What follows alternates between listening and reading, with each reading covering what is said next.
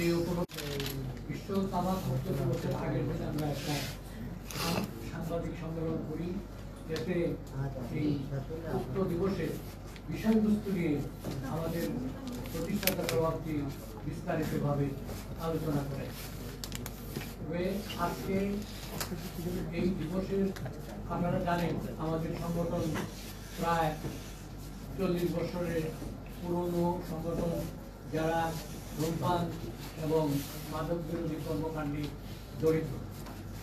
সেই নিয়ে এখন আপনারা জানেন যে ধূমপান করা এবং এটা একটা অপরাধ বিভিন্নভাবে প্রমাণিত হয়েছে, যা নিয়ে দেশের সরকার একটি আইনও করেছে।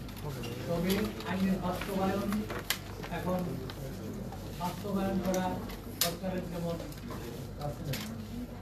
সরকারের যেমন দায়িত্ব আছে, তেমন আমাদেরও জনগণের একটা দায়িত্ব আছে। আমরা সমস্ত সমাজ বিরোধী এবং ধূমপান বিরোধী যে যারা আছেন, আমাদের সংগঠনগুলো, বেসরকারি সংগঠনগুলো আছে, তারা সবাই মিলেমিশে আমরা এর বিরুদ্ধে কাজ করে থাকি।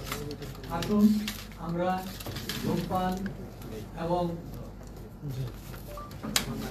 মাদক বিরোধী একটা জাতি গঠন করার জন্য চেষ্টা করি। যাই হোক, আমি আজকের বিষয়বস্তুর উপর আমাদের প্রতিষ্ঠাতা সভাপতি অধ্যাপক ডক্টর অরুণরতন চৌধুরী বিস্তারিতভাবে বলবেন। আমি আর কিছু না বলে আপনাদের সবাইকে ধন্যবাদ জানিয়ে আমার বক্তব্য শেষ করছি। ধন্যবাদ। ধন্যবাদ মানুষের সাংগঠনিক সম্পাদক বিমুযোদ্ধা মঞ্জুর রহমান তালুকদার স্যারকে। তামাক কোম্পানি সারা বিশ্বে তরুণদেরকে টার্গেট করে, যেন তাদের একজন কিশোরকে যদি সে কিশোর বা তরুণ বয়সে তামাকের নেশায় আসক্ত করতে পারে, তাহলে তার সারা জীবনে তার একটা লম্বা সময় পর্যন্ত সে তার গ্রাহক পাচ্ছে। এই আসক্তির ফাঁদে ফেলার জন্য তারা বিভিন্ন ধরনের আগ্রাসনমুখী বিজ্ঞাপন করে, যার এই বিজ্ঞাপনের প্রধান লক্ষ্যই হচ্ছে তরুণরা। এবং এই বিজ্ঞাপনগুলো সময়ের সাথে সাথে যেন অনেক বেশি আপডেট হচ্ছে, কি সোশ্যাল মিডিয়া, কি নাটক, চলচ্চিত্র কিংবা ওটিটি প্ল্যাটফর্মের প্রোগ্রাম, কোনো একটা জায়গা নেই যে জায়গাটাতে আসলে তামাক কোম্পানি বিভিন্নভাবে বিজ্ঞাপনগুলা প্রচার করছে তরুণদেরকে লক্ষ্য করে, যেন তরুণরা এই ধরনের বিজ্ঞাপনে আকৃষ্ট হবে, ক্রমেই যেন তামাকের তামাক মাদকের মতো এসে আসক্ত হয়ে পড়ে। সম্মানিত সকলকে, আজকে সংবাদ সম্মেলনের প্রধান বক্তা মূল প্রবন্ধ উপস্থাপনের জন্য অনুরোধ জানাচ্ছি মানুষের প্রতিষ্ঠাতা সভাপতি বীর মুক্তিযোদ্ধা অধ্যাপক ডক্টর অরুণরতন চৌধুরীকে।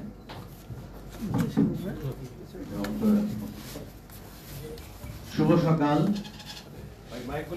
মানুষের পক্ষ থেকে আমি আপনাদের সবাইকে শুভেচ্ছা ও স্বাগতম জানাচ্ছি। আজকের এই সংবাদ সম্মেলনের সম্মানিত প্রধান অতিথি বাংলাদেশের সোশ্যাল ডেভেলপমেন্ট ফাউন্ডেশন, যেটি অর্থ মন্ত্রণালয়ের অধীনে পরিচালিত হয়, তার চেয়ারম্যান এবং প্রাক্তন চেয়ারম্যান আমার অত্যন্ত ব্যক্তিত্ব ডক্টর মোহাম্মদ আব্দুল মজিদ, আমাদের মানুষ সংগঠনের সাধারণ সম্পাদক জনপ্রিয় কণ্ঠশিল্পী ফেরদৌস ওয়াহিদ, আমাদের সাংগঠনিক সম্পাদক বীর মুক্তিযোদ্ধা মঞ্জুর রহমান তালুকদার, আমাদের এক্সিকিউটিভ কমিটির মেম্বার আমাদের বাইটো স্ট্র্যাটেজিজ এবং অন্যান্য সংগঠন থেকে যারা আসছেন, আমরা ইসলাম সুজন এবং আমাদের সংগঠনের সদস্যবৃন্দ এবং উপস্থিত সাংবাদিক ভাই বোনেরা, আগামীকাল বিশ্ব তামাক মুক্ত দিবস। কিন্তু দিবসটা উদ্দেশ্য কি সেটা সম্বন্ধে জানানোর জন্য প্রতি বছরই আমরা একটা সংবাদ সম্মেলন করি আগের দিন, অর্থাৎ আমাদের প্রিন্ট এবং ইলেকট্রনিক্স মিডিয়া ভাই বোনেরা যারা এসছেন, তারা যাতে দিবসটি তাৎপর্য তুলে ধরতে পারেন আজকেই, যাতে আগামীকাল দিবসটি উদযাপনের আগে জনগণ জানতে পারে যে আজকে দিবসের তাৎপর্যটা কি, এবছরের তাৎপর্যটা কি এবং প্রতিপাদ্য বিষয়টা কি, সেটা ইতিমধ্যে আপনারা জেনেছেন। আমাদের কোঅর্ডিনেটর জান্নাত সেটা আপনাদের বলেছে। Unmasking the appeal exposing industry tactics on tobacco and nicotine products. বাংলায় সেটা অনুবাদ করা হয়েছে সরকারি দিক থেকে, সেটা বলা হয়েছে তামাক কোম্পানি কূটকৌশল উন্মোচন করে ও নিকোটিন মুক্ত বাংলাদেশ করবে। এর বিভিন্ন দিক রয়েছে, সেটা নিয়ে আমি এখন আলোচনায় যাচ্ছি। আমরা আমি ব্যক্তিগতভাবে 1984 সাল থেকেই এই তামাক নিয়ে আন্দোলন করছি। তখন বাংলাদেশ টেলিভিশনে একটাই চ্যানেল ছিল, সেটাতে প্রথম বাংলাদেশের ধূমপান বিরোধী অনুষ্ঠান শুরু করি, সেটা 1984 সাল। কিন্তু 1987 সাল, তারও 3 বছর পরে বিশ্ব স্বাস্থ্য সংস্থা বিভিন্ন দেশে এই দিবসটি পালনের উদ্যোগ গ্রহণ করে। বর্তমানে বিশ্ব স্বাস্থ্য সংস্থা প্রায় 194টি দেশে আগামীকাল প্রায় 200টির মধ্যে দেশে দিবসটি উদযাপন করা হবে। এবং পরিস্থিতিটা কি? 2009 সালে সমগ্র বাংলাদেশে তামাকের ব্যবহার ছিল 15 বছরের অধিক মানুষের 43.3%। 2017 সালে সেটা নেমে আসে 35.3%। অর্থাৎ বিগত 8 বছরে প্রায় 18.5% কমেছে। তার মানে কি? তার মানে তামাক সম্বন্ধে আমাদের দেশের জনগণ কিছুটা হলেও সচেতন হয়েছে এবং যে ট্রেন্ডটা ছিল সেটা কমে আসছে। কিন্তু তামাক কোম্পানির বিভিন্ন কৌশলের কারণে দেখা যাচ্ছে ইতিমধ্যে পুরুষ তামাক সেবনকারীদের মধ্যে শতকরা 46% এবং মহিলাদের মধ্যে শতকরা 85.2% এখনো তামাক সেবন করছেন। আমি ইতিমধ্যে আপনাদের হাতে হয়তো এটা পৌঁছে গেছে, আমার একটা সংক্ষিপ্ত বিবরণী এটা কিন্তু আছে আপনাদের সামনে। এইগুলো তথ্য এই মধ্যে পেয়ে যাবেন, যারা হয়তো মিস করবেন তারা এটা থেকে আপনার সমস্ত তথ্য জানতে পারবেন।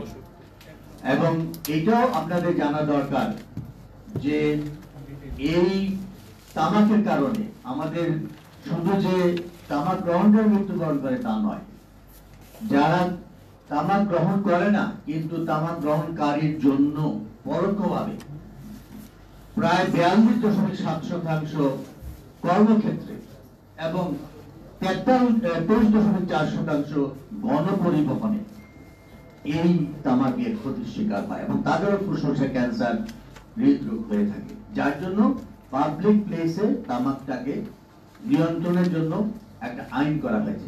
পাবলিক প্লেস বলতে আমরা যেগুলো বুঝি, যেমন steamer station, bus station, office, আদালত, হাসপাতাল, কর্মক্ষেত্র, সব জায়গায় কিন্তু পাবলিক প্লেস। এবং এগুলোতে কেউ ধূমপান করলে তার একটা পানিশমেন্ট হয়, শাস্তিযোগ্য অপরাধ করার জন্য তার 300 টাকা জরিমানা হয়। কিন্তু এই যে মানুষ প্রতিদিন মারা যাচ্ছে তার হিসাব করে দেখা যাচ্ছে, এই প্রজেক্টরটা কে, এটা তারটা মধ্যে সরে গেল, প্লিজ প্রজেক্টরের লোক কোথায় আছে দেখেন তো ভাই কানেকশনটা। এই কারণে প্রতিদিন বাংলাদেশে প্রায় 442 জনের মৃত্যু হয় এই তামাকের কারণে। কিন্তু আপনারা জানেন যে আমরা যদি একটা প্লেন ক্র্যাশ হয় 60 জন বা 70 জন মৃত্যুবরণ করে, তাহলে কিন্তু বিরাট একটা নিউজ আপনারা করেন। এবং সারা বিশ্বে বিবিসি, সিএনএন দেখা যায় যে ওই 65 জনের মৃত্যুর জন্য যে প্লেন ক্র্যাশ হলো সেটা দিয়ে বিরাট নিউজ করে। কিন্তু তামাকের কারণে প্রতিদিন যে 442 জন মারা যাচ্ছে এটা কিন্তু কোনো নিউজ হয় না, এটা নীরব ঘাতক। সুতরাং এটা একটা মারাত্মক খবর। আমরা এটার বিষয়ে আমরা জনগণের সচেতন করি যে এটা একটা মারাত্মক ক্ষতিকর পদার্থ যেটা পৃথিবীতে আছে, আমাদের চারপাশেই আছে, আমরা যাতে এটা থেকে মুক্ত থাকতে পারি।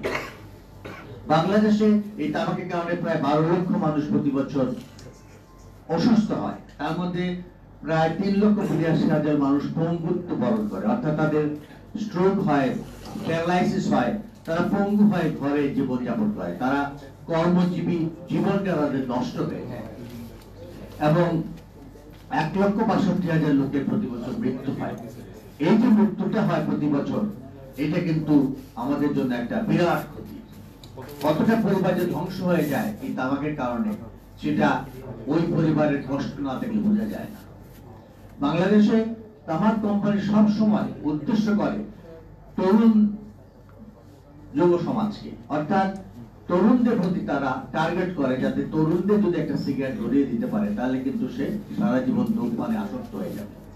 তাই বাংলাদেশে দেখা যায় 13 থেকে 15 বছরের যুবকদের মধ্যে এখনো 7% ধূমপাই, অর্থাৎ এক সময় ছিল যখন এই বয়সের ছেলেদের মধ্যে ধূমপান করতে দেখা যেত না, কিন্তু এখন তামাক কোম্পানি কূটকৌশলে এদেরকে এখন তারা টার্গেট করে এবং সারা বিশ্বে দেখা যায় প্রতি বছর প্রায় 2.5 কোটি ইয়থ অর্থাৎ তরুণরা ধূমপানে আসক্ত হয়। এবং এই পরোক্ষ ধূমপানের কথা যেটা আমি বললাম, সেটার জন্য ফুসফুসে ক্যান্সারে পরোক্ষ ধূমপানে প্রায় 30% হয়, ফুসফুসে ক্যান্সার, হাঁপানি হয় প্রায় 60%, নিউমোনিয়া হয় 60%, হৃদরোগও প্রায় 25% হয় এই পরোক্ষ ধূমপানের কারণে।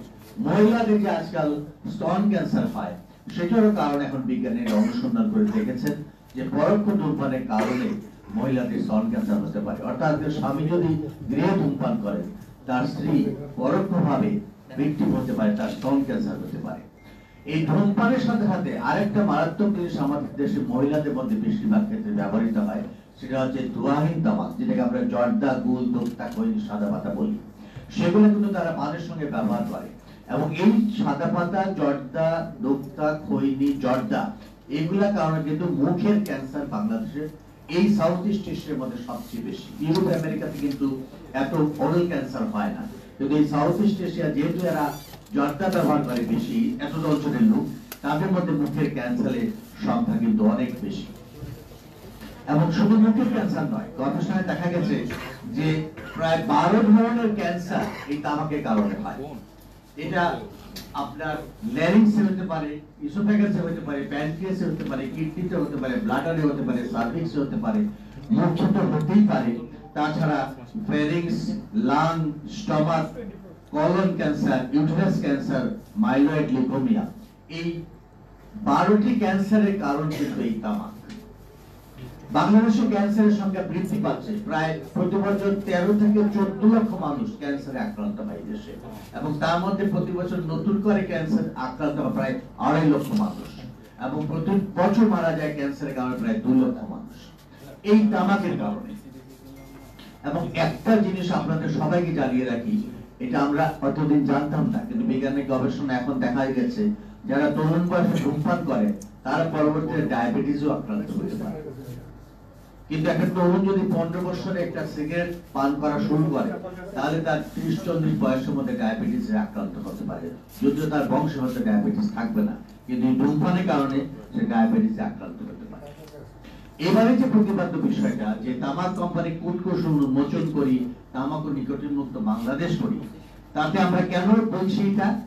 দেখা যাচ্ছে বর্তমানে অন্যতম প্রধান জনস্বাস্থ্য তামাক, নিকোটিন ও সংশ্লিষ্ট পণ্যের প্রতি তরুণদের প্রজন্মের প্রতি আকর্ষণ, এবং তামাক কোম্পানি এসব পণ্যকে আকর্ষণীয় করে তোলার জন্য নতুন কৌশল প্রয়োগ করছে। যেমন তারা বিভিন্ন ধরনের গন্ধ, স্বাদ এবং অন্য বিভিন্ন পরিবর্তন আনার মাধ্যমে ফ্লেভার এবং উপাদান যোগ করছে, বলে যাতে তরুণরা এতে আকৃষ্ট হয়। আকর্ষণীয় রং, ডিজাইন এবং নানা ধরনের লোভনীয় ফ্লেভার ও গ্ল্যামারাইজ মার্কেটিং করা হয় তরুণদের আকৃষ্ট করতে, বিশেষ করে ডিজিটাল মিডিয়ার মাধ্যমে। এই যে আপনারা দেখছেন যে মিডিয়ার যে বিভিন্ন ধরনের স্টার যারা আছে এখন, আমাদের ফিল্ম স্টার, এদের কিন্তু এরা ব্যবহার করছে যাতে তরুণরা আকৃষ্ট হয়। আমি নাম বলতে চাই না, এবং নায়কদের হাতে এবং সাম্প্রতিককালে মুক্তিপ্রাপ্ত অনেকগুলো ছায়াছবি ওটিটি প্ল্যাটফর্মে বিশেষ করে দেখবেন যে প্রতিটা দৃশ্যেই নায়কের মুখে ধূমপান এবং নায়িকার মুখেও ধূমপান, এবং নায়ক নায়িকা সমানে ধূমপান করছে।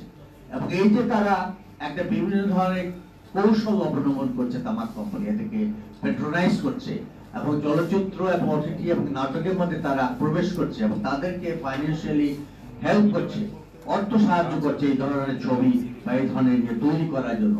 এটাও কিন্তু তাদের এক ধরনের কৌশল। তামাক কোম্পানি বিভিন্ন কৌশল হস্তক্ষেপ তরুণ প্রজন্ম, বাজারে 16,000-এর বেশি সুগন্ধযুক্ত তামাক পণ্য, ই সিগারেট, সীসা এবং ধোঁয়াহীন তামাক পণ্য রয়েছে। আপনারা জানেন ইতিমধ্যে ই সিগারেট কিন্তু বাজারে এসেছে। ই সিগারেটের সম্বন্ধে অনেক তরুণদের কিন্তু একটা বিভ্রান্তকর তথ্য তারা জানে, সেটা হচ্ছে যে ই সিগারেট ক্ষতিকর নয়, ই সিগারেটের মধ্যে তামাকের সেই বিষাক্ত পদার্থ নাই। কিন্তু ইতিমধ্যে বিজ্ঞানের গবেষণায় দেখা গেছে যে ই সিগারেট যেটা আমরা অনেক সময় বলি যে ধোঁয়াই, যেটা মানে সিগারেটের যেমন দেশলাই লাগে, এটাতে কোনো দেশলাই লাগে না, টানলেই ধোঁয়া আসে। তরুণরা এক ধরনের থ্রিল ফিল করে, তারা কৌতূহল অনুভব করে, ফলে সেটা তারা ব্যবহার করে। গবেষণায় দেখা যাচ্ছে যে তামাকের মধ্যে যে ধরনের বিষাক্ত পদার্থ রয়েছে, ই সিগারেটের মধ্যে একই ধরনের বিষাক্ত পদার্থ রয়েছে, যার ফলে তাদেরও ফুসফুসে ক্যান্সার, হৃদরোগ, বিভিন্ন ধরনের শ্বাসকষ্টজনিত রোগ হতে পারে। এই জন্য পৃথিবীর প্রায় 142টি দেশে এর মধ্যে বিধিনিষেধ আরোপ করা হয়েছে এবং অনেকগুলো দেশে ইতিমধ্যে সরকারিভাবে ই সিগারেট ব্যান করে দেওয়া হয়েছে। যেমন অস্ট্রেলিয়া, কানাডার মতো দেশে ই সিগারেট এখন কিন্তু বাজারে পাওয়া যায় না। বাংলাদেশ সরকার বর্তমানে ই সিগারেটের উপর একটা বিধিনিষেধ আরোপ করেছে এবং এটা পণ্য ব্যবহারের জন্য একটা বিধিও আরোপ করেছে, ফলে এখানেও ই সিগারেট হয়তো বন্ধ হয়ে যাবে। কিন্তু বাজারে এখন আমরা দেখতে পাচ্ছি। কিন্তু ই সিগারেটটা কিন্তু আপনাদের মাধ্যমে আপনারা জানাতে চাই, ই সিগারেটটা স্বাস্থ্যের জন্য ক্ষতিকর। তামাক ধূমপানের যে ধরনের ক্ষতিকর রোগগুলো হয়, ই সিগারেটের মাধ্যমে সেগুলো হতে পারে। সবচেয়ে ভয়ঙ্কর হচ্ছে ই সিগারেট যখন একটা তরুণ শুরু করে, পরবর্তীতে সে মাদকের দিকে চলে যেতে পারে, সে মাদকাসক্ত হয়ে যেতে পারে। কিশোর তরুণরাই আগামী বাংলাদেশের উপকার। বিভিন্ন গবেষণায় প্রমাণ করা যায়, অল্প বয়সে কিছুটা তরুণ ছেলে মেয়ে কৌতূহলবশত কিংবা প্ররোচনায় ধূমপান সহ ভয়াবহ তামাক মাদকের নেশায় জড়িয়ে পড়ছে। আমরা ইতিমধ্যে মানুষ থেকে বিভিন্ন আমাদের যারা চলচ্চিত্র অঙ্গনের চলচ্চিত্র পরিচালক, চলচ্চিত্র প্রযোজক এবং তথ্য মন্ত্রণালয়, তাদের সঙ্গে আমরা বৈঠক করছি, মিটিং করছি। ইতিমধ্যে আমরা গত মাসে এফডিসি ম্যানেজিং ডিরেক্টর, চলচ্চিত্র পরিচালক সমিতি, চলচ্চিত্র প্রযোজক সমিতি, চলচ্চিত্র শিল্পী সমিতি এবং ড্রামা অ্যাসোসিয়েশন সবার সাথে আমরা মিটিং করেছি এবং তাদেরকে আমরা জানিয়েছি যে আপনারা নায়ক নায়িকা, চলচ্চিত্রের অভিনেতা অভিনেত্রীর মুখে সিগারেটটা দিবেন না দয়া করে। কারণ তরুণরা কিন্তু আকৃষ্ট হয়, তাদের যারা ভক্ত থাকে, তাদের যারা ফ্যান থাকে, তারা কিন্তু তাদের অনুসরণ করে। সুতরাং এই জিনিসটা করলে কিন্তু তরুণরা আমাদের ধ্বংস হয়ে যাবে। এদেশের তরুণরা বিপদগামী হলে একটা জাতীয় মেরুদণ্ড হচ্ছে তরুণ। সুতরাং তারা যদি অকালে ধ্বংস হয়ে যায়, সেটা আমাদের জাতির জন্য একটা দুর্ভাগ্যজনক ব্যাপার হবে। তামাক কোম্পানির বিপণন কৌশল হস্তক্ষেপ তরুণ প্রজন্ম। আজকে যে স্লোগানটা যে তামাক কোম্পানির বিরুদ্ধে কিন্তু করা হয়েছে বিশ্ব স্বাস্থ্য সংস্থা, তারা বলছে শিক্ষা প্রতিষ্ঠানের আশেপাশে বিক্রয় কেন্দ্র কিন্তু এখন তামাক কোম্পানি দিচ্ছে। স্কুল কলেজের পাশে দেখবেন সিগারেটের দোকান। সোশ্যাল মিডিয়া ইনফ্লুয়েন্সারদের ব্যবহার, সোশ্যাল মিডিয়া একটু আগে যেটা বললাম, তারা এগুলো ব্যবহার করছে সিএসআর এর নামে। তারা বিভিন্ন ধরনের সোশ্যাল ওয়ার্ক করছে, দেখাচ্ছে যে তারা সামাজিক কাজ করছে। যেমন তারা বৃক্ষরোপণ করে, তারা চারা গাছ উপহার দেয়, কিন্তু তারাই কিন্তু সবচেয়ে বেশি গাছ কাটে। তো তামাক কোম্পানি প্রায় 1000 টন সিগারেটের জন্য 1000 গাছ তারা কাটে। সুতরাং এটা একটা ডাবল স্ট্যান্ডার্ড তাদের জন্য। ই সিগারেট, ভেপিং আমদানি, উৎপাদন, ব্যবহার, বিতরণ নিষিদ্ধ করছে বাংলাদেশ। সেটা আমরা সাধুবাদ জানাই যে বর্তমান সরকার এটা একটা ভালো যুগান্তকারী পদক্ষেপ নিয়েছে।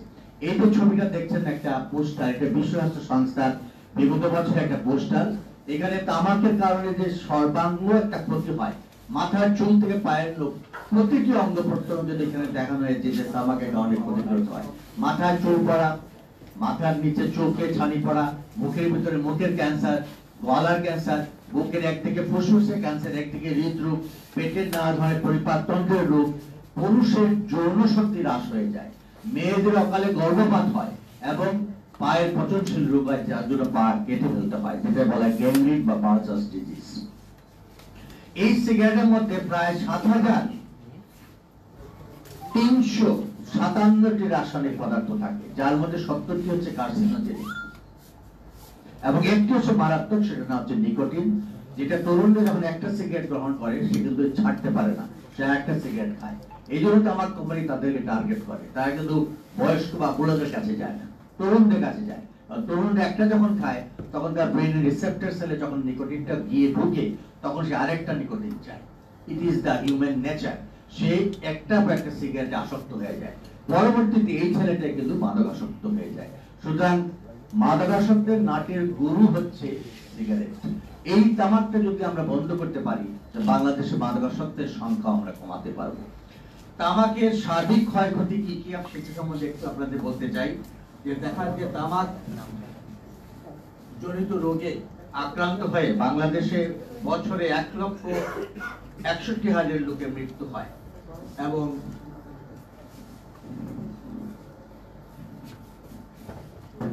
অসংখ্য রোগে যেগুলা অসম্ভব, যেটা নন কমিউনিকেবল ডিজিজ যেগুলো আমরা বলি, যেমন লাং ক্যান্সার, হার্ট ডিজিজ, এগুলার সংখ্যা কিন্তু, মৃত্যুর সংখ্যা কিন্তু বাংলাদেশে বাড়ছে।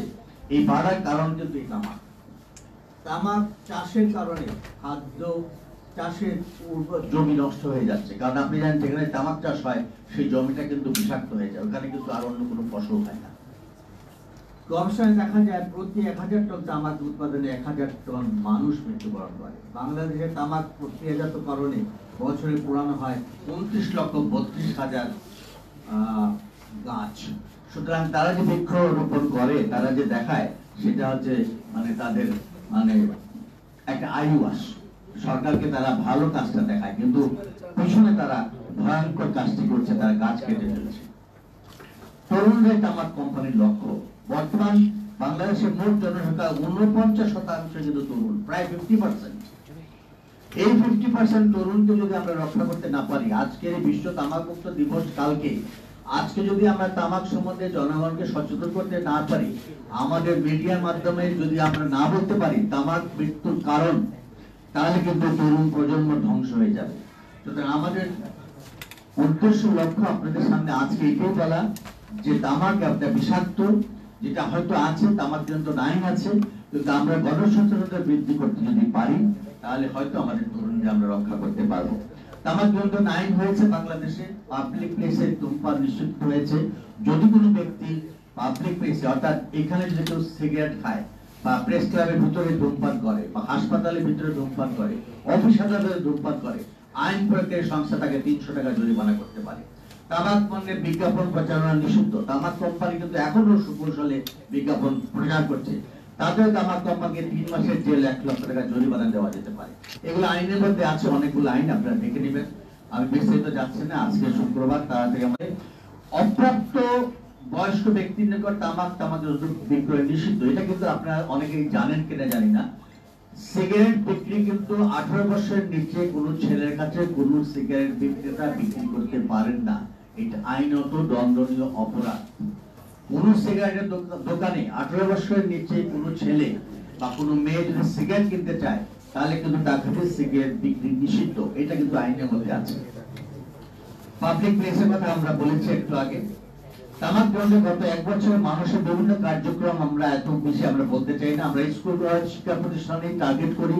মানুষ দীর্ঘ 40 বছর যাবত আমরা কিন্তু বাংলাদেশে প্রায় প্রতিটি শিক্ষা প্রতিষ্ঠানে যাওয়ার চেষ্টা করছি, কারণ শিক্ষা প্রতিষ্ঠানের ছাত্রছাত্রীরা কিন্তু ভিকটিম হয়, তারাই পরিস্থিতির শিকার হয়। তো তাদের কাছে গিয়ে গিয়ে আমরা বিভিন্ন ধরনের প্রোগ্রাম করছি, এগুলো ছবিতে আপনারা দেখছেন।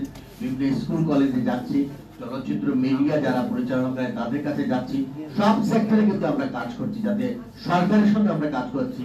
বর্তমান যারা অ্যাডভাইজার, আমাদের বর্তমানে স্বাস্থ্য উপদেষ্টা ডাক্তার নুরজাহান আপার কাছে আমরা গিয়েছি, আমাদের পরিবেশ ও মৎস্য পারিশ্রমিক উপদেষ্টা আমাদের ডাক্তার ফরিদা আপার কাছে আমরা গিয়েছি। মন্ত্রণালয়ের মাধ্যমে সরকারের কাছে আমরা আবেদন করেছি, সরকার থেকে, এবং আমরা অত্যন্ত ধন্যবাদ দিই আমাদের বর্তমান স্বাস্থ্য উপদেষ্টাকে এবং আমাদের মৎস্য পরিবেশ উপদেষ্টাকে, তারা কিন্তু এখন বর্তমানে বেশ কয়েকটা কার্যক্রম নিয়েছেন, যার ফলে এটা একটা নিয়ন্ত্রণের জন্য একটা সুনির্দিষ্ট প্রস্তাব দিয়েছেন। আমরা বইমেলাতে প্রতি বছর, যেটা বাংলাদেশের বইমেলা হয়, সেখানে 1 মাস ব্যাপী আমরা প্রচারণা করি। সেখানে 1 মাস ব্যাপী আমরা তরুণদের হাতে নানান ধরনের সচেতনমূলক কার্যক্রম তুলে ধরি। আমরা নিয়মিতভাবে বিভিন্ন মিডিয়াতে, পত্রপত্রিকায় লেখালেখি করছি এবং প্রচারণা করছি, যাতে করে মানুষ জানতে পারে কি করে। ইদানিং দেখা যায় কিশোর তরুণদের যাতায়াত বেশি, তেমন কিছু বিভিন্ন রেস্টুরেন্টে ধূমপানের স্থান বেড়ে যাচ্ছে। রেস্টুরেন্ট গুলাতে কিন্তু এখন ধূমপায়ীদের জন্য বিভিন্ন কর্নার করে দিচ্ছে। আমি বিভিন্ন রেস্টুরেন্টে সম্প্রতিকালে গিয়েছি, সেখানে দেখি যে ভিতরের দিকে একটা রুম থাকে, যেখানে মেয়েরা বসে বসে সিগারেট খায় বা ছেলেরাও সিগারেট খায়। এগুলো কিন্তু সিগারেট কোম্পানির কূটকৌশল। তারা কিন্তু কিছু রেস্টুরেন্ট গুলাতে তারা এগুলাকে পেট্রোনাইজ করছে এবং তারাই ফাইন্যান্সিয়ালি তারা অর্থ সহায়তা দিচ্ছে, এটা আমরা জানি। এবং এটা সরকারকে আমরা জানিয়েছি, যাতে এই ধরনের প্রচারণাগুলা, এই ধরনের সুযোগ সুবিধাগুলা বিভিন্ন রেস্টুরেন্টে না দেওয়া হয়। কারণ যারা অধূমপায়ী তারা কিন্তু পরিবেশটা পছন্দ করে না, এইসব পরিবেশে তারা যেতে চায় না। একটা সুসংবাদ হচ্ছে যে ধূমপায়ী যারা আছে, এটাকে অনেকে বলে আজকে আগামীকাল যেটা বিশ্ব তামাকমুক্ত দিবস, আমরা বিশ্ব তামাকমুক্ত দিবস বলি, কিন্তু কোনো কোনো দেশে বলে তামাক ছাড়ার দিবস। তামাক ছাড়ো মানে আজকের দিনে তামাক ছাড়ার জন্য অ্যাপিল করছে বিশ্ব স্বাস্থ্য সংস্থা, মানে যারা তামাক খায়, ধূমপান করে, জর্দা ব্যবহার করে, আজকে বলা হচ্ছে বিশ্ব তামাক মুক্ত দিবসে আপনারা আজকে দিনে অর্থাৎ তামাক ছাড়ার দিবস। এটা এর একদিক দিয়ে বলা যায় তামাক ছাড়ার দিবস, অর্থাৎ ওই দিন যেন সবাই শপথ নেয়। এখন এই তামাক ছাড়ার জন্য অনেকে কিন্তু বিভিন্ন ধরনের উপায় খোঁজেন, আমি কিভাবে ছাড়তে, এটা ডিপেন্ডেন্সি আসে, এর উপরে একটা নির্ভরশীলতা আসে।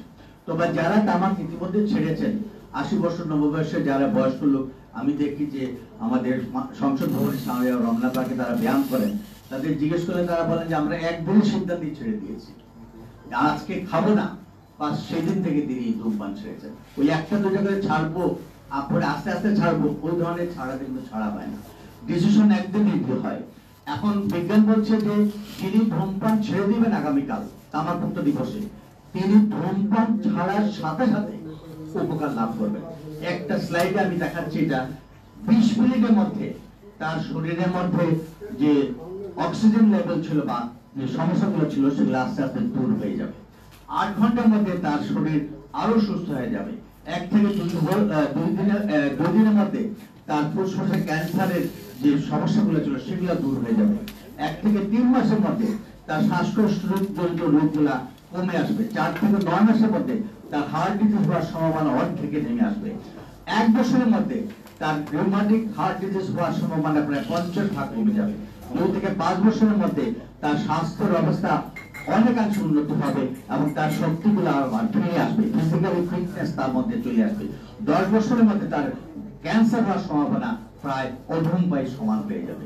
সুতরাং এই যে তথ্যগুলো আমি দিলাম, একজন ধূমপানের সময় চিন্তা করেন, আমি 40 বছর 50 বছর ধূমপান করছি, আমি তো অনেক ক্ষতি আমার ইতিমধ্যে হয়তো হয়ে গেছে, আমার হয়তো কোনো আর কিভাবে আর জীবনে বেঁচে থাকি, আমি তো এটা এখন নেশা, আর তো কোনো খারাপ কাজ করি না, কিন্তু তার কিন্তু এটাই জানা উচিত তিনি যে মুহূর্তে ছাড়বেন সেই মুহূর্ত থেকে কিন্তু উপকৃত হবেন এবং বিগত দিনগুলোতে তিনি প্রতিদিনই সুস্থ হতে থাকবেন। সুতরাং ওই ছাড়বেন যেদিন সেদিন থেকে তিনি উপকৃত হবে। সুতরাং তাকে ছাড়ার জন্য আমরা সবসময় উৎসাহিত করব। এখানে দেখেন 1% dies every 4.5 seconds from a tobacco related disease। প্রতি 4.5 সেকেন্ডে পৃথিবীতে একটা লোক মৃত্যুবরণ করছে তামাক জনিত রোগে। অর্থাৎ আমরা যে এতক্ষণ এখানে একটা প্রেস কনফারেন্স করলাম, প্রায় 15-20 মিনিট বা আধা ঘন্টার মধ্যে প্রায় কত 4.5 সেকেন্ডে যদি একজন লোক মারা যায়, তাহলে ইতিমধ্যে প্রায় 200 লোকের মৃত্যুবরণ করেছে পৃথিবীতে। এরকম একটা পদার্থের আপনারা নাম করতে পারবেন যার কারণে প্রতি 4 সেকেন্ডে একজন লোক মৃত্যুবরণ করে? সুতরাং এটাই একটা অ্যাপিল আপনাদের সবার কাছে আমি রাখলাম, এরকম একটা ভয়ঙ্কর বিষাক্ত পদার্থ থেকে আমরা যেন মুক্ত থাকতে পারি, তরুণ যুব সমাজকে আমরা রক্ষা করতে পারি এবং বিশ্ব তামাক মুক্ত দিবসে আমরা যেন সবাইকে তামাক ছাড়ার জন্য অনুপ্রাণিত উৎসাহিত করতে পারি। সবাইকে ধন্যবাদ। ধন্যবাদ মানসিক বিশ্বদের সভাপতি অধ্যাপক ডক্টর অরূপ রঞ্জন চৌধুরী স্যারকে তার খুব চমৎকার ভাবে আমাদের আজকে যে মূল প্রবন্ধ উপস্থাপন করেছেন। এই পর্যায়ে আমাদের ফ্লোরটি আমরা ওপেন করছি, যারা বিভিন্ন গণমাধ্যমের বিভিন্ন প্রতিষ্ঠান থেকে যারা এসেছেন, আমরা চাইবো আপনার এই জায়গা থেকে যদি কোনো কোশ্চেন থাকে কিংবা কমেন্টস আমরা শুনতে চাই।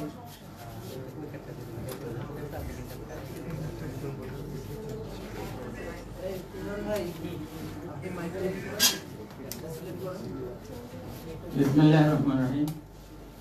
আমি অধ্যাপক মোস্তফা কামাল। আমি বাংলাদেশ জাতীয় মানবাধিকার একটা সংগঠন হচ্ছে বেসরকারি, এটাকে 10 সাল থেকে এটার মধ্যে কাজ করি। আমি একটা চেয়ারম্যান, আমি সিনিয়র সাংবাদিক ছিলাম, এখনো আছি অন্য পত্রিকার সংখ্যা ছিল।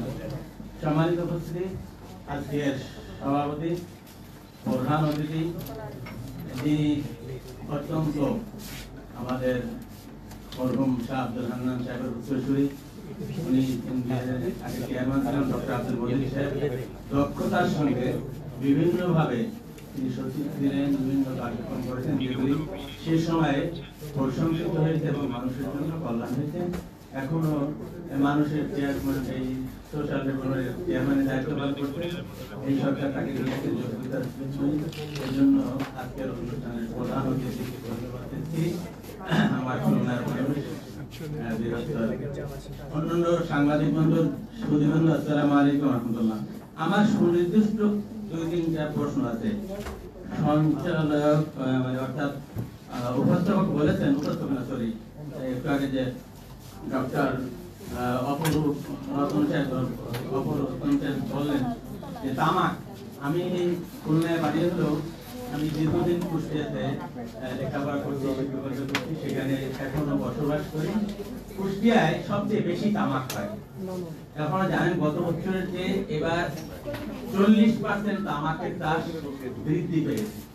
কত? 100 থেকে 160 হয়েছে, 40% বৃদ্ধি পেয়েছে। এবং সেই ক্ষেত্রে উনি বলেছেন জমি নষ্ট হচ্ছে, কত কিছু হচ্ছে, কেন করতেছে? নগদ টাকা পাচ্ছে। এবং কূটকৌশল, যেটা আপনারা ইতিমধ্যে শুনেন, বিএটিএ, এটা বাংলাদেশ আমেরিকান টোবাকো, যেটা এখন কুষ্টিয়াতে আছে। এখানে তারা কর ফাঁকি দিয়েছে, বিভিন্ন টেলিভিশন চ্যানেলে আসছে যে তারা কর ফাঁকি দিয়েছে। এবং এখানে 3 জন বিগত সময়ে 3 জন সচিবকে তাদের বোর্ডে রাখছে সুযোগ সুবিধা নেওয়ার জন্য। সেইভাবে তারা কোটি কোটি টাকা এদেশ থেকে কর ফাঁকি দিকে নিয়ে গেছে। এ বিষয়ে যে কয়েকটা মামলাও হয়েছে, সংক্ষেপে বলতেছি, এই বিষয়টি দেখবেন। আর আমার আরেকটা প্রস্তাব হলো যে প্রকাশ্য যে তামাক ধূমপান রাস্তাঘাটে করতেছে, এর জন্য ওই 100, 200, 300 টাকা। আগে আমাদের মোদী সাহেব জানতেন যে রাশিদুল হাসান কুষ্টিয়া বাড়ি, যে পরিবেশের অতিরিক্ত সচিব ছিলেন, সে দেখছি যে 2-1টা জায়গায় পরিচালনা করছে। এরকম হবে না, রাস্তাঘাটে যখন চলাচল করে মানুষ ধূমপান করেই যাচ্ছে, এর কোনো বিধি ব্যবস্থা নেই। এজন্য আমি অনুরোধ করব যে এই বিষয়গুলি আইনের মাধ্যমে প্রয়োগ, আইনের যে আছে সেটা প্রয়োগ করা। আর যে অপরূপ সাহেব তো বলছেন যে 18 বছর, কিন্তু 18 বছরের নিচে বিড়ি সিগারেট এত খাচ্ছে যে তাদেরকে নিয়ন্ত্রণ করা হচ্ছে। আপনারা যেহেতু আব্দুল মজিদ সাহেব এখনো সরকারে আছে, উনি আইন করুক যে কারো আইডি কার্ড ছাড়া কারো কাছে সিগারেট, বিড়ি সিগারেট বিক্রি করা যাবে না, এটা।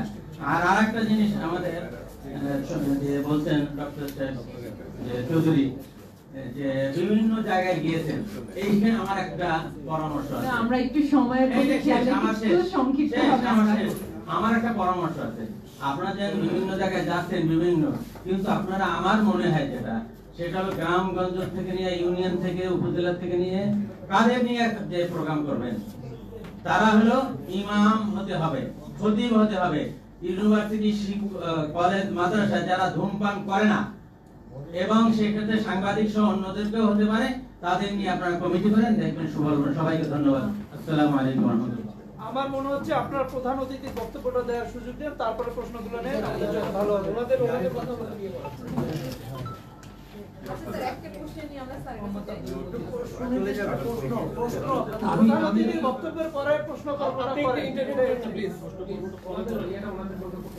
আমি এনটিভি সিনিয়র রিপোর্টার, আমি হচ্ছে নিয়ামুল্লাহ সালেক। আমি দীর্ঘদিন থেকে কাজ করেছি মাদক অনেকদিন থেকে চিনি, সচিবালয়ে কাজ করেছি দীর্ঘদিন।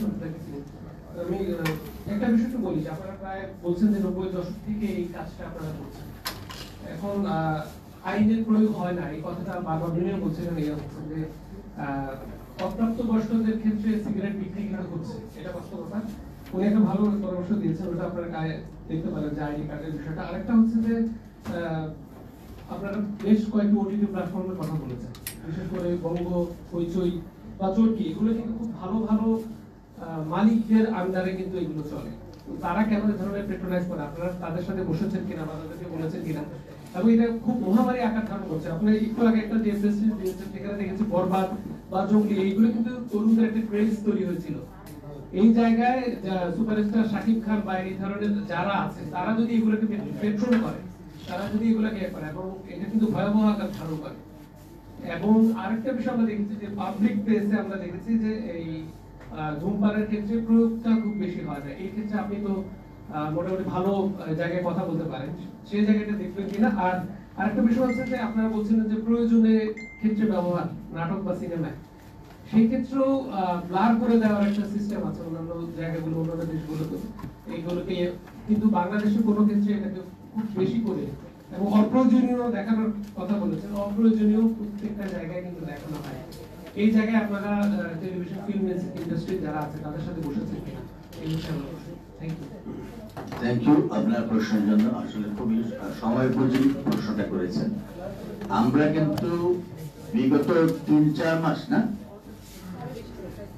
প্রায় 6 মাস যাবৎ কন্টিনিউয়াসলি এই মিডিয়ার সঙ্গে যারা জড়িত, মানে প্রোডাকশন যারা করেন, চলচ্চিত্র যারা তৈরি করেন বা সিনেমা নাটক যারা বানান, তাদের সঙ্গে বসছি আমরা। আমি ছবিও দেখালাম। আমাদের যে শিল্পী একটা প্ল্যাটফর্ম হয়েছে এখন, ওই কি নাম ওইটার, আমাদের যে ডিরেক্টর গিল্ডস, ওইটার সভাপতি এখন কে, সেলিম, শহীদুজ্জামান সেলিম, তার সঙ্গে বসেছি। সমস্ত শিল্পীরা আসছিল এবং ডিরেক্টর চয়নিকা চৌধুরী সবাই ছিল, যারা ছবি বানায়, নাটক বানায়, তাদের সঙ্গে বসে তাদেরকে আমরা আইন দেখাচ্ছি যে এগুলা করবেন না। অলরেডি কিন্তু আপনি জানেন যে জয়া হাসান একটা ছবিতে ইন্টারেস্ট করার পরে আইনের প্রয়োগের মাধ্যমে তাকে কিন্তু ক্ষমা চেতে হয়েছে। সুতরাং এগুলো কিন্তু আইনের প্রয়োগ এখন হচ্ছে এবং আমরা করছি। এবং তামাক কোম্পানি তো আপনারা জানেন যে সরকারকে তারা নানাভাবে প্রভাবিত করে। একটা বড় অ্যামাউন্ট একটা ট্যাক্স দেয় সরকারকে। এনবিআর চেয়ারম্যান সাহেব এখানে বসা আছেন বিগত, তিনি বলবেন কিভাবে প্রভাবিত করে, এবং সরকারকে এইটা দেখেই তারা কিন্তু সুযোগ সুবিধাগুলো নয়, এবং সরকারের সচিবরাও অনেক সময় এগুলাতে জড়িত হয়ে যায়। সুতরাং ওই শস্যক্ষেত্রে ভূত থাকলে সমস্যা আমাদের অনেক বেশি হয়, আমরা পারি না অনেক সময়। কিন্তু ওরা যদি বেশ শক্তিশালী হয়ে যায়, আমরা তখন দুর্বল হয়ে যাই। তো আমরা তবু ফাইট করছি, আপনাদের সহায়তা চাই, আপনার মিডিয়াতে সেগুলো তুলে ধরেন। হয়তো আগামীতে আমরা আরো ভালো কাজ করতে পারবো আপনাদের সহায়তায়। স্যার একটু স্যার তাকে দিচ্ছি স্যার, জাস্ট একটু বলে দিন তাকে অ্যাড্রেস করে। আমাদের টাইম হলো, ফেব্রুয়ারি একটা মিনিট দাও, তারপর বাকি কোনগুলো একটু বলো আমাদের। এবারে মানুষের সাধারণ সম্পাদক জনপ্রিয় কণ্ঠশিল্পী ফেরদৌস ওয়াহিদ স্যারকে অনুরোধ জানাচ্ছি আমরা আজকের দিবস নিয়ে মানে তামাকমুক্ত দিবস নিয়ে আয়োজিত সংবাদ সম্মেলন। আসসালামু আলাইকুম। আগামীকালকে তামাক মুক্ত দিবস আমরা পালন করছি মানুষের পক্ষ থেকে। আমরা যে বক্তব্যগুলো আপনাদের দিলাম, সমস্ত সাংবাদিক ভাই বোনদের একটি অনুরোধ থাকবে, আমরা আমাদের বক্তব্য দিচ্ছি, চাইলেও আমরা বিশালভাবে প্রচার করতে আমরা পারবো না, যার জন্য আজকের এই সংবাদ সম্মেলন। আপনাদের প্রতি বিশেষ অনুরোধ রইল, আপনারা যেন ছড়িয়ে দিয়ে মানুষের মাঝে চলে যায়, বাংলাদেশ একটি তামাক মুক্ত দেশ হোক। আপনাদের সবাইকে ধন্যবাদ।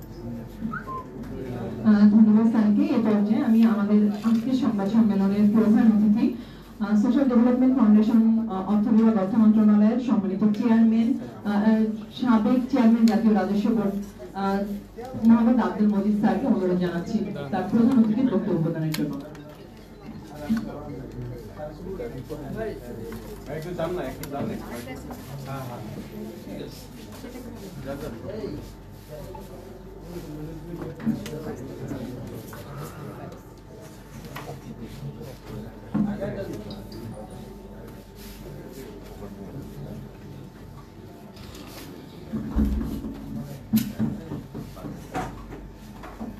বিসমিল্লাহির রহমানির রহিম। আজকে আগামীকাল বিশ্ব তামাক দিবস, তার প্রাককালের যে সংবাদ সম্মেলন হচ্ছে সেটি যিনি প্রবন্ধ উপস্থাপক, আমাদের শব্দ সৈনিক, মুক্তিযুদ্ধের মহান মুক্তিযুদ্ধের শব্দ সৈনিক ডক্টর রতন চৌধুরী, এবং আমাদের সবচেয়ে প্রাণপ্রিয় শিল্পী যার গান শুনি আমরা খুব উদ্বুদ্ধ হই সবসময়, ওয়াহিদ সাহেব আছেন, অন্যান্যরাও আছেন, এবং সবচেয়ে বড় কথা আমাদের মিডিয়া প্রিন্ট মিডিয়ার বন্ধুগণ, সকলকে আমি শুভেচ্ছা জানাচ্ছি।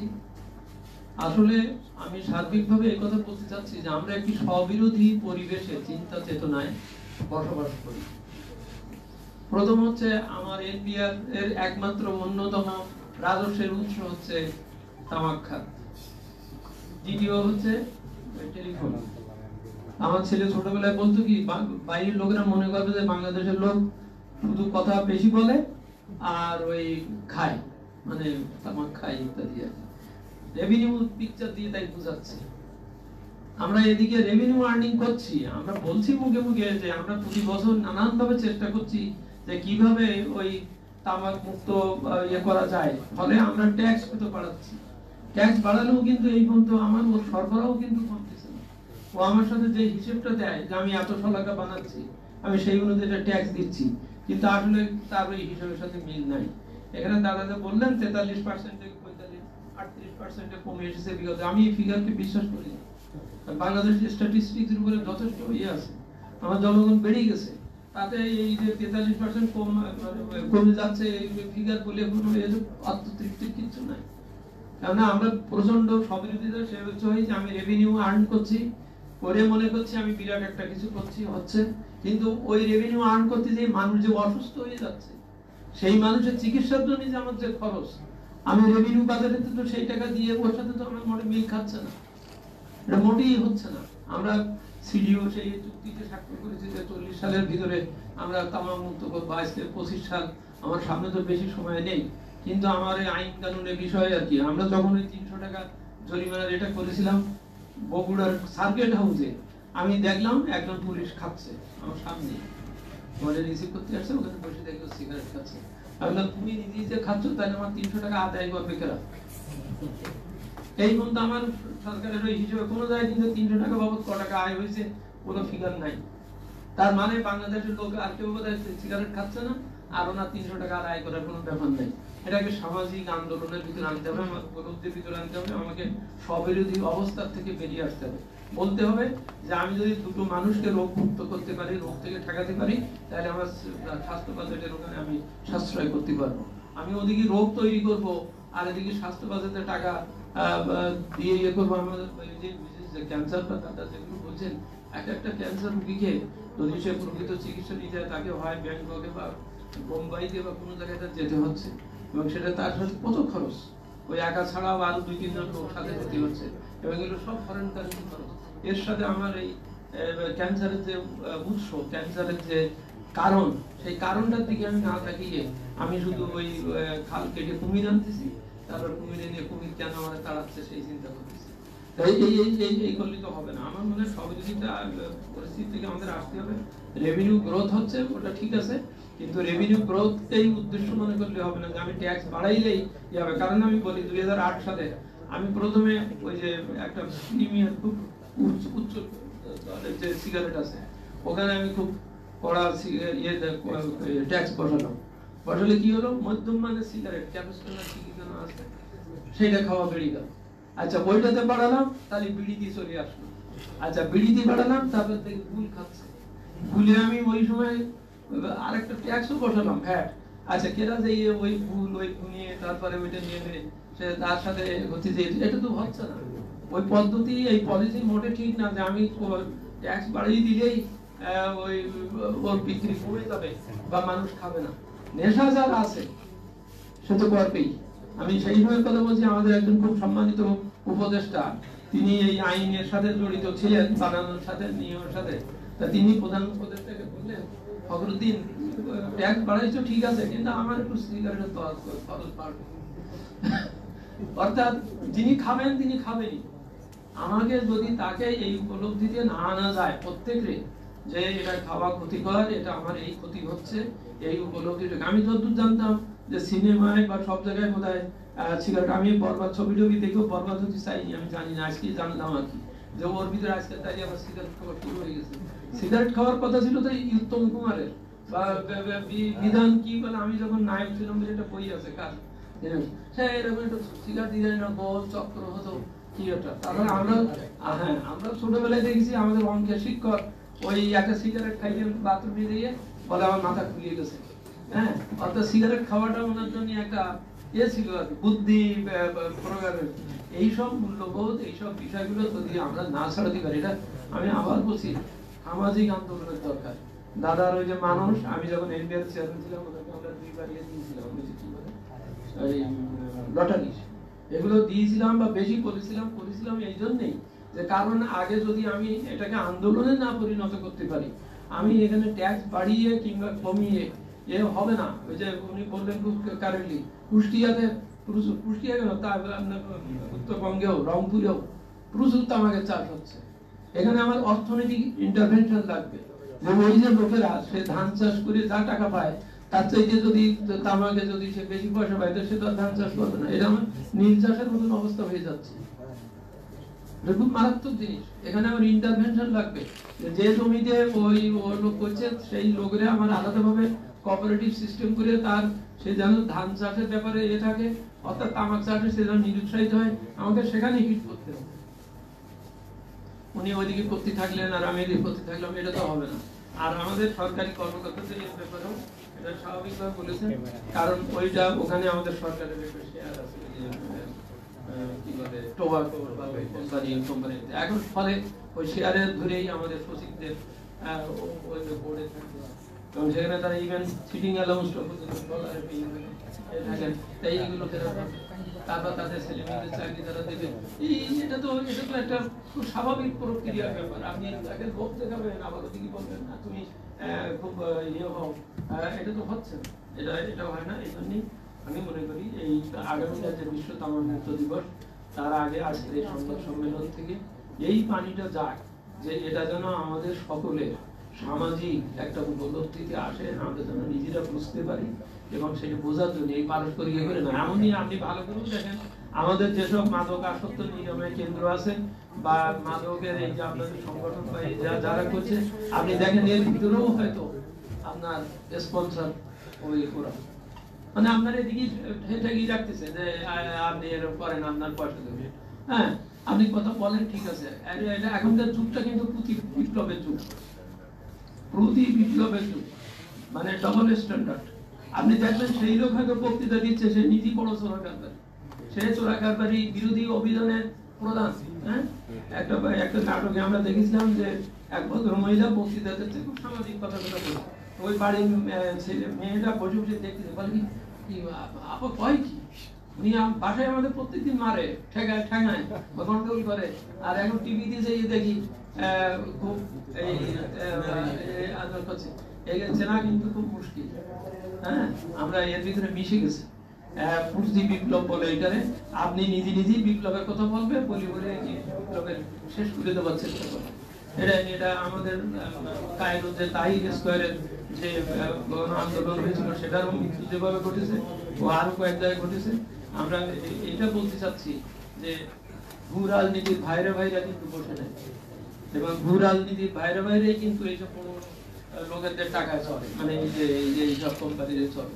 এই চক্র থেকে বেরিয়ে আসতে গেলে আমার নিজের ভালো নিজে বুঝতে হবে, নিজের ভালো নিজে বোঝার উপলব্ধি যখন আসবে তখন আমার সিগারেট কমে যাবে বা আমি খাবো না। আমার ভুল কিন্তু খুব মারাত্মক জিনিস, ক্যান্সারের একটা খুব বড় হয়েছে। ওই জন্য আমি কয়েক টাকা করে ফ্যাটও বসাইছিলাম, কিন্তু কোনো কাজ হয়নি, ও তো খেয়ে যাবে। তো যাই হোক, আমি আবার আজকের মানুষের এই আগামী দিনের বিশ্ব তামাক মুক্ত দিবসের প্রাককালে তারা যে আয়োজনটা করেছেন, আমি এটাকে ধন্যবাদ জানাই, মোবারকবাদ জানাই।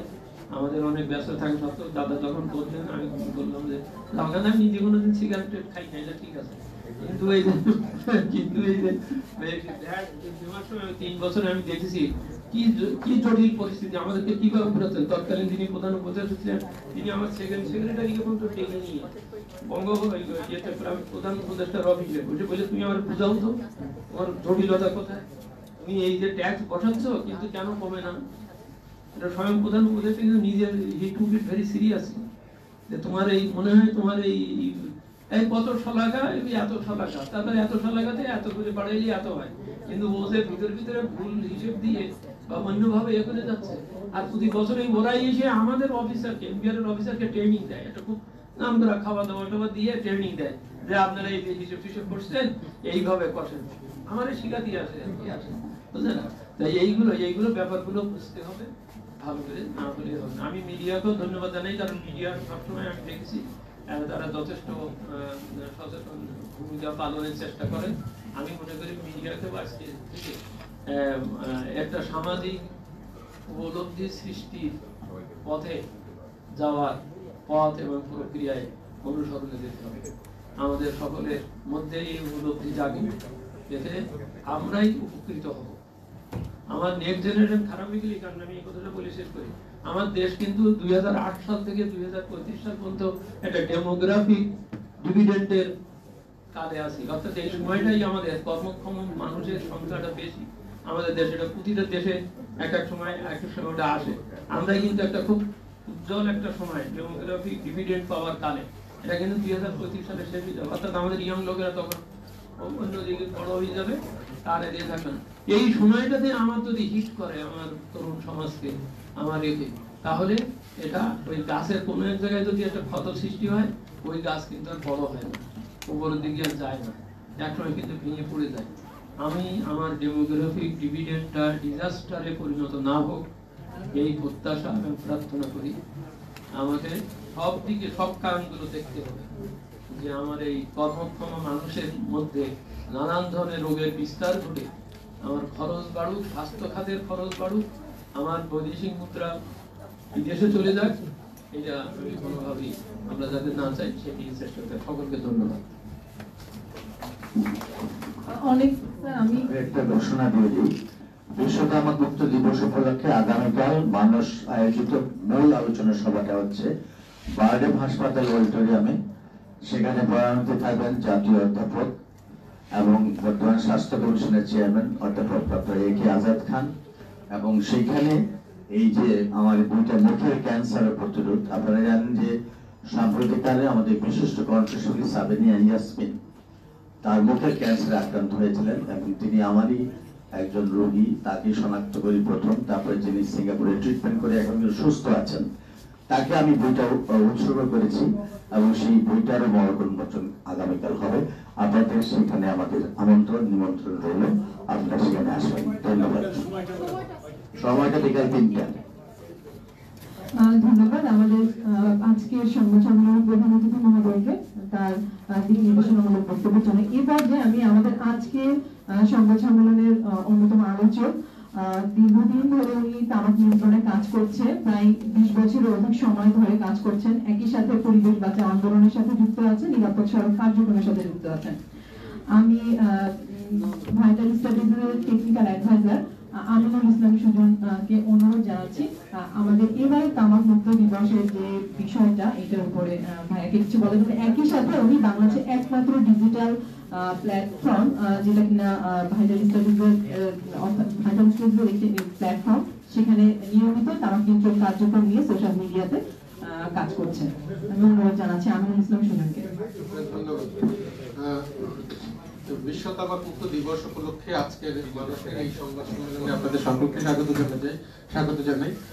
সম্মানিত প্রধান অতিথি এবং শ্রদ্ধাভাজন সভাপতি, আমরা আসলে এই তামাক মুক্ত দিবসের প্রাক্কালে দুই তিনটা বিষয়ে একটু আমি কথা বলবো। অত্যন্ত চমৎকার উপস্থাপনা আমরা দেখেছি অধ্যাপক ডক্টর অনুব্রত চৌধুরী, তিনি বাংলাদেশে তামাক নিয়ন্ত্রণের অন্যতম প্রধান ব্যক্তি, গত 40 বছরের বেশি সময় তামাক নিয়ন্ত্রণে কাজ করছেন। তিনি ওনার অভিজ্ঞতার আলোকে প্রবন্ধ উপস্থাপন করেছেন। বেশ কয়েকটি প্রশ্ন এসেছে এবং আমাদের প্রধান অতিথি মহোদয় আলাপ করেছেন। আমি সেই প্রেক্ষিতে এই দিবসের কয়েকটি বিষয় তুলে ধরবো। একটা হচ্ছে যে এই দিবসটা প্রকাশ করা হয়েছে তামাক কোম্পানিগুলো যে কৌশল করে অল্প বয়সীদের তামাকের নেশায় ধাবিত করার জন্য, যে ধরনের প্রোপাগান্ডা করে সেইগুলো প্রতিহত করাকে উৎসাহিত করার জন্য। আপনারা লক্ষ্য করবেন পৃথিবীতে যে 87 লাখ মানুষ মারা যায় প্রতি বছরে তামাকের কারণে, এবং বিপুল পরিমাণ মানুষ হৃদরোগ, স্ট্রোক, ক্যান্সার, হার্ট অ্যাটাক এই ধরনের রোগে আক্রান্ত হয়। এই রোগগুলোতে আক্রান্ত হওয়া এবং মৃত্যুর কারণে প্রতি বছরই তামাক সেবীদের একটা অংশ তামাক ছেড়ে দেয়, তা মারা যায়। এবং এই যে গ্যাপটা তৈরি হয় সেইটার জন্য তারা অল্প বয়সীদেরকে নেশাগ্রস্ত করার চেষ্টা করে, এবং এই নেশাগ্রস্ত করার জন্য যে পদ্ধতিগুলো তারা গত 50 বছরে অনুসরণ করেছে, আপনারা লক্ষ্য করবেন যখন তামাকের কারণে, সিগারেটের কারণে ক্যান্সার হয়, এটা আমেরিকান ক্যান্সার সোসাইটি এবং ইউএস সার্জন জেনারেল যখন 1964 বললো, তারপরে কিন্তু তারা সিগারেটের মোড়কে ফিল্টার লাগালো, যে ফিল্টার লাগালে সিগারেটটা নিরাপদ হয়ে যাবে, তাহলে আর ক্যান্সার হবে না। এরপরে যখন দেখা গেল যে WHO সহ অন্যান্য আন্তর্জাতিক সংস্থাগুলো গবেষণা করে প্রমাণ করলো যে এই ফিল্টার আসলে কোনোভাবে মানুষের উপকার করে না, কারণ হচ্ছে যারা নেশায় আসক্ত তারা নির্দিষ্ট পরিমাণ নিকোটিন শরীরে গ্রহণ করে, এবং এই নিকোটিনের জন্যই কিন্তু তিনি তামাক গ্রহণ করে, ধূমপান করে, এবং এই ফিল্টার তাকে নিকোটিন আসক্তি থেকে কোনোভাবে সুরক্ষা দেয় না। তখন তারা কি করলো, লাইট সিগারেট নিয়ে আসলো। আপনারা খেয়াল করবেন লাইট, লোট আর মাইল্ড, স্লিম এই ধরনের সিগারেট গুলো পর্যায়ক্রমিকভাবে এসেছে, এবং সাম্প্রতিক সময়কালে 2010-এর পর থেকে আমরা দেখছি ই সিগারেট, এইটাও তারা এখন সেফার বলছে, হার্ম রিডাকশন বলছে, কিন্তু ইতিমধ্যে এই ই সিগারেটের কারণে ইউএসএ সহ বেশ কিছু দেশে অল্প বয়সীদের মৃত্যু হয়েছে, তাদের ফুসফুসের সংক্রমণ হয়েছে এবং ফুসফুসের সংক্রমণ জনিত কারণে কারো অ্যাজমা হয়েছে, কারো লাং ডিজিজ হয়েছে, কারো লাং ক্যান্সার হয়েছে এবং বেশ কিছু শিশু মারা গেছে। এই কারণে অনেক দেশ, 40টার বেশি দেশ ই সিগারেটটাকে নিষিদ্ধ করেছে। এটা আপনারা খেয়াল করবেন, 40টার বেশি দেশ ই সিগারেট নিষিদ্ধ করেছে। আমাদের কাছাকাছি দেশগুলোর মধ্যে থাইল্যান্ডে নিষিদ্ধ, নেপালে নিষিদ্ধ, ভারতে নিষিদ্ধ এবং আরো অনেক দেশ, উন্নত দেশেও অনেক দেশ কিন্তু ই সিগারেট নিষিদ্ধ করেছে। যে দেশগুলো ই সিগারেট নিষিদ্ধ করেনি তারা কঠোরভাবে নিয়ন্ত্রণ করেছে। আপনারা যদি ইউকেতে যান, কেউ কিন্তু ইউকেতে 21 বছরের আগে সিগারেট কিনতে পারে না এবং কোনো দেশে মেডিকেল প্রেসক্রিপশন, ডাক্তারের প্রেসক্রিপশন ছাড়া সিগারেট কেনা যায় না। কোনো দেশে বয়সের যে identity card, ID card, NID, এই ধরনের কার্ড ছাড়া কেউ সিগারেট কিনতে পারে না। তো সুতরাং এই বিষয়গুলো, এই ধরনের রেস্ট্রিকশন বাংলাদেশে আমাদের সরকার, এই বর্তমান সরকার ই সিগারেট আমদানি নিষিদ্ধ করেছে, কিন্তু বিভিন্ন উপায়ে ই সিগারেট বাংলাদেশে আসছে এবং এটা বিভিন্ন ফাঁকি দিয়ে, আইনকে ফাঁকি দিয়ে, পর যে পলিসি আছে সেগুলোকে ফাঁকি দিয়ে বাংলাদেশে ই সিগারেট আসছে। এটা নতুন একটা এপিডেমিক, নতুন একটা মহামারী হবে বাংলাদেশের জন্য। আমরা যদি এখনই ই সিগারেট নিষিদ্ধ করতে না পারি, এটা কিন্তু আগামী 10 বছর পরে, 15 বছর পরে নতুন মহামারী হবে। সুতরাং ই সিগারেটটা নিষিদ্ধ করা দরকার, এর ব্যবহার, উৎপাদন সবকিছু নিষিদ্ধ করা দরকার। আরেকটি বিষয় হচ্ছে এই ই সিগারেটকে তরুণদেরকে প্রলুব্ধ করার জন্য নানা ধরনের ফ্লেভার ব্যবহার করে। আপনারা ইতিমধ্যে প্রবন্ধে দেখেছেন 16,000-এর মতো ফ্লেভার ব্যবহার করে। এই ফ্লেভারগুলো এবং অ্যাট্রাকটিভ ডিজাইন ব্যবহার করে, পেন ড্রাইভ, ফ্ল্যাশ ড্রাইভ, পেইন, এই ধরনের নানা রকমের আকর্ষণীয় ডিজাইন ই সিগারেটটাকে বাজারে এনেছে এবং এইগুলো আসলে তরুণদেরকে প্রলুব্ধ করার জন্য এবং তরুণ অল্পবয়সীরা যাতে বাবা মাকে ফাঁকি দিতে পারে সেই জন্য এই ধরনের এই টেকনোলজিক্যাল অ্যাডভান্সমেন্ট আসলে নেশাগ্রস্ত করার জন্য। আরেকটা বিষয় হচ্ছে যে তামাক কোম্পানিগুলো বাংলাদেশে যেটি করছে, আপনারা জানেন যে বাংলাদেশে 1,61,000-এর বেশি মানুষ তামাক জনিত রোগে মারা যায় প্রতি বছর এবং বাংলাদেশে যে মৃত্যু হয় অসংক্রামক রোগে, হৃদরোগ, স্ট্রোক, ক্যান্সার, হার্ট ডিজিজ, এই ধরনের রোগে যে মৃত্যু হয় তার 71% মৃত্যু হয় অসংক্রামক রোগে এবং এর একটা বড় কারণ হচ্ছে এই তামাকের ব্যবহার, ধূমপান, পরোক্ষ ধূমপান। এবং আমাদের একজন অধ্যাপক ডক্টর অরুণ প্রতিম চৌধুরী ওরাল বিষয়ে, দন্ত বিষয়ে তিনি একজন লিজেন্ডারি ফিগার।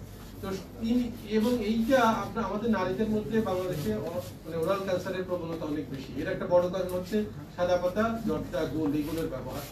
আমরা যদি বাংলাদেশে যে অকাল মৃত্যু আছে 1,61,000 এবং আরো অনেক 12 লক্ষাধিক মানুষ যে আরো অসংক্রামক রোগে আক্রান্ত হয় শুধুমাত্র তামাক জনিত, এইগুলো যদি আমরা কমিয়ে নিয়ে আসতে চাই, আমাদেরকে তামাক নিয়ন্ত্রণ আইন বর্তমানে যেটি আছে এটি সংশোধন করতে হবে, ই সিগারেট সম্পূর্ণ নিষিদ্ধ করতে হবে, আমাদের পাবলিক প্লেসগুলোকে সম্পূর্ণ ধূমপান মুক্ত করতে হবে এবং আমাদের লাইসেন্সবিহীন বিক্রিটা নিষিদ্ধ করতে হবে।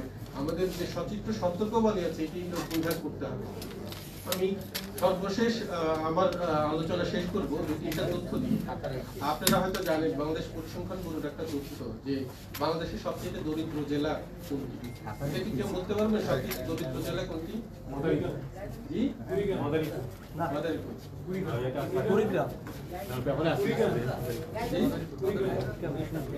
বাংলাদেশের সবচেয়ে দরিদ্র জেলাগুলোর মধ্যে বান্দরবান এবং কুষ্টিয়া আছে। হ্যাঁ, বান্দরবান এবং কুষ্টিয়া, এই বান্দরবান এবং কুষ্টিয়াতে কিন্তু তামাক চাষ হয়। আমরা একসময় জানি, এটা আমাদের স্যাররা, প্রথম চৌধুরী স্যার কিংবা মজিদ স্যার, ওনারা আরো ভালো বলতে পারেন। একটা সময় রংপুর এলাকা মঙ্গা পীড়িত এলাকা ছিল, মঙ্গা পীড়িত বলতে ওখানে আসলে দারিদ্র ছিল, মানুষের নির্দিষ্ট সময় আসলে কোনো কাজ ছিল না। এই মঙ্গা পীড়িতের মঙ্গা বা দারিদ্রের একটা বড় কারণ ছিল তামাক। বাংলাদেশের উত্তরাঞ্চলের গ্রেটার রংপুরে যে জেলাগুলো আছে এই জেলাগুলো এখনো দরিদ্র জেলা এবং এই জেলাগুলোতে দীর্ঘদিন যাবত তামাক চাষ হয়, বহু বছর যাবত তামাক চাষ হয়। খেয়াল করবেন, তামাক চাষ যদি লাভজনক হইত তাহলে বাংলাদেশের সবচেয়ে সমৃদ্ধ জেলা থাকতো রংপুর, কুড়িগ্রাম, নীলফামারী, কুষ্টিয়া, বান্দরবান। বাংলাদেশের জেলাগুলো দরিদ্র জেলা, তার মানে এখানে ফাঁকি আছে। তামাক চাষ লাভজনক, তামাক চাষ আসলে তামাক উৎপাদনের জন্য লাভজনক এবং এই তামাক চাষ, একজন এখানে বলেছেন যে তামাক চাষ বেড়ে গেছে। গত 1 বছরে তামাক চাষ 50,000 একর বেড়েছে। এর একটা বড় কারণ হচ্ছে আমাদের একজন ইন্ডিয়ার সাবেক চেয়ারম্যান ডক্টর মোশাররফ হোসেন, তিনি বিএটি বোর্ডে ছিলেন এবং তিনি বিএটি মঈনুদ্দিন আব্দুল্লাহ, তিনি কৃষি সচিব ছিলেন। ওনারা যখন বিএটি বোর্ডে ছিলেন তখন এই তামাক চাষ রপ্তানির উপর 25% কর ছিল, কিন্তু ওনারা এটা প্রথম বছরে 18-19 অর্থ বছরে 25% থেকে 15% নিয়ে আসছেন এবং পরে সম্পূর্ণটা উঠিয়ে দিয়েছেন। রাষ্ট্রের ক্ষতি করে, সরকারের ক্ষতি করে, দেশের জনগণের ক্ষতি করে ওনারা কোম্পানির, তামাক কোম্পানির সুবিধা দিয়েছে। এই ধরনের অপকর্মের জন্য ওই তৎকালীন যারা বিএটিকে বা তামাক কোম্পানিকে, অন্য তামাক কোম্পানিকে সুবিধা দিয়েছে তাদের বিচার হওয়া উচিত, তদন্ত হওয়া উচিত কোন কারণে ওনারা এই তামাক কোম্পানিকে এই ছাড় দিয়েছে। তামাক চাষের উপর রপ্তানি শুল্ক 25% থেকে 0% নিয়ে আসা হয়েছে। এটি রাষ্ট্রের সঙ্গে প্রতারণা করা হয়েছে, এটি আমাদের সঙ্গে প্রতারণা করা হয়েছে, এবং এই কারণে আমরা এখন দেখছি গত 1 বছরে 50,000 একর তামাক চাষ বৃদ্ধি পেয়েছে। এই আগ্রাসনটা আরো বাড়বে আমরা যদি থামাতে না পারি, এবং এই জন্য আমাদের সকলকে ঐক্যবদ্ধ হতে হবে, সচেতন হতে হবে। আমরা ওটিটি কথা, আমি সরকারের জাতীয় তামাক সেলে কিছুদিন কাজ করেছি, বেশ কয়েক বছর কাজ করেছি। আপনারা দেবী একটা সিনেমার কথা জেনে থাকবেন। দেবী সিনেমা জয়া হাসানের একটি সিনেমা, জাতীয় পুরস্কার পেয়েছে এবং বিভিন্ন আন্তর্জাতিক পুরস্কার পেয়েছে। এই সিনেমাতে তামাকের দৃশ্য দেখানো হয়েছে। এইটা বিভিন্ন বেসরকারি সংগঠন সরকারকে জানিয়েছে, সরকার তথ্য মন্ত্রণালয়কে জানিয়েছে, তথ্য মন্ত্রণালয় দেবীর প্রযোজক জয়া হাসানকে জানিয়েছেন। জয়া হাসান আনুষ্ঠানিকভাবে ক্ষমা চেয়েছেন সরকারের কাছে যে তিনি এটা জানতেন না, তিনি ভুল করেছেন, ভবিষ্যতে তিনি আর কখনো তামাক নিয়ন্ত্রণ আইন লঙ্ঘন করবেন। কিন্তু এখনো আমরা বিভিন্ন উপায়ে তামাক কোম্পানিগুলোর প্রভাবে অন্যান্য তারকারা তামাক নিয়ন্ত্রণ আইন লঙ্ঘন করে এই শিশু কিশোরদেরকে প্রলুব্ধ করছে তামাকের নেশায়। সেটি মানুষ সহ বিভিন্ন সংগঠন কাজ করছে, এবং আপনাদের সহযোগিতা প্রয়োজন। যখন কোনো সিনেমায়, নাটকে এই ধরনের দৃশ্য দেখবেন, কোম্পানির দৃশ্যায়ন দেখবেন, আপনারা এটি তুলে ধরবেন, এটি আইনের সম্পূর্ণ লঙ্ঘন। এবং এই লঙ্ঘন যদি আমরা ঠেকাতে পারি, আমরা কিশোর তরুণদেরকে তামাকের নেশা থেকে দূরে রাখতে পারবো। আমি আমার শেষ কথা একটা বলতে চাই। অধ্যাপক ডক্টর অনুব্রত চৌধুরী, উনি 40 বছরের বেশি সময় ধরে তামাক নিয়ন্ত্রণে কাজ করেন। আমরা যখন শুরু করি অল্প বয়সে, আমাদের অনুপ্রেরণার মানুষ ছিলেন, এখনো অনুপ্রাণিত করেন। অনেকে বলে যে তামাক নিয়ন্ত্রণে এত বছর, একটু আলোচনায় একজন বলেছেন যে এত বছর তামাক নিয়ন্ত্রণে কাজ করছেন, তামাকের ব্যবহার তো করছেন। যদি ওনারা কাজ না করতেন তাহলে বাংলাদেশে 80 থেকে 90% মানুষ তামাক ব্যবহার করতে পারে। ওনারা কাজ করেছেন বলেই বাংলাদেশে এখন 35% মানুষ তামাক ব্যবহার করে। সুতরাং এটি একটা বড় অর্জন। আমরা যদি কাজ করি, আমরা সকলে যদি আরো জোরালো ভাবে কাজ করি, বাংলাদেশ তামাক মুক্ত হবে। সেই প্রত্যাশা রেখে আপনাদের সকলকে ধন্যবাদ ও কৃতজ্ঞতা জানিয়ে আমার বক্তব্য শেষ করছি।